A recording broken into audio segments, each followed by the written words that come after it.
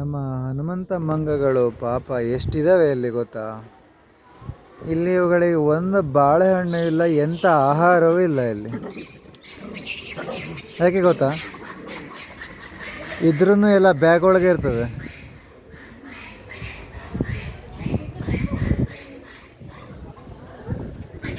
ಯಾಕಂದರೆ ಯಾರು ಕೂಡ ಮಂಗಗಳಿಗೆ ಕೊಡೋದಿಲ್ಲ.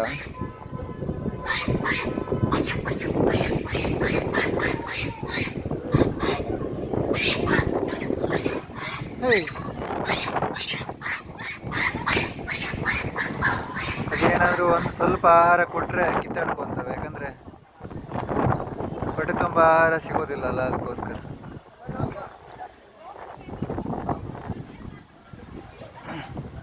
ನೋಡಿ, ಆಹಾರ ಸಿಗದೆ ಪಾಪ ಚಿಕ್ಕ ಮರಿಗೆ ಆರೋಗ್ಯ ಸಮಸ್ಯೆ ಬಂದಿದೆ, ಏನೇನೋ ತಿಂದ್ಕೊಂಡು ಪಾಪ ಹೊಸವಾಗಿದೆ ಅಂತ. ಇದು ಬಾದಾಮಿ ಒಂದು ಬೆಳಗಾವಿಯ ಒಂದು ದೇವಸ್ಥಾನ ಅಂತ ಇರುವಂಥ ಜಾಗದಲ್ಲಿ ಈ ಸಮಸ್ಯೆಗಳಿದ್ದಾವೆ ಮಂಗಗಳಿಗೆ. ಕಾರಣ ಏನಂದರೆ ಕೊಡೋ ಮನಸ್ಥಿತಿನೇ ಇಲ್ವಲ್ಲ, ಕೊಡ್ತಾರಲ್ಲ.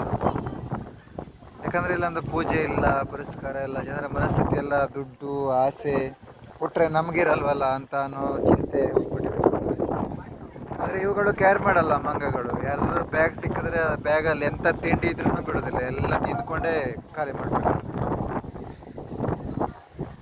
ಮತ್ತು ಏನು ಮಾಡೋಕ್ಕೂ ಸಾಧ್ಯ ಇಲ್ಲ ಈ ಮಂಗಗಳಿಗೆ. ಮನುಷ್ಯರ ಹತ್ರನೂ ಸಾಧ್ಯ ಇಲ್ಲ, ಪ್ರಾಣಿಗಳ ಹತ್ರ ಸಾಧ್ಯ ಇಲ್ಲ. ಅವುಗಳೆಲ್ಲ ಒಟ್ಟಾಗಿ ತೆಗೆದೇ ಬಿಡ್ತವೆ. ಒಂದು ಮನುಷ್ಯನ ಮನಸ್ಸು ಮಾಡಿದ್ರೆ ಒಂದು ಮನುಷ್ಯನ ತೆಗೆದು ಬಿಡ್ಬೋದು, ಅಷ್ಟು ಪವರ್ಫುಲ್ ಆಗಿರ್ತವೆ ಇಲ್ಲಿ ಮಂಗಗಳು. ಯಾಕಂದರೆ ಅಷ್ಟು ತಪಸ್ಸು ಮಾಡಿದ ಜಾಗ ಆಗಿರೋದ್ರಿಂದ. ಅವುಗಳ ಹೊಟ್ಟೆ ನೋಡಿ ಪಾಪ, ಏನೂ ಇಲ್ಲ ಹೊಟ್ಟೆಯಲ್ಲಿ. ಸರಿನಾ, ನಾವೆಲ್ಲ ಸರಿ ತಿಂದ್ಕೊಂಡು ಬಂದಿರ್ತೇವೆ.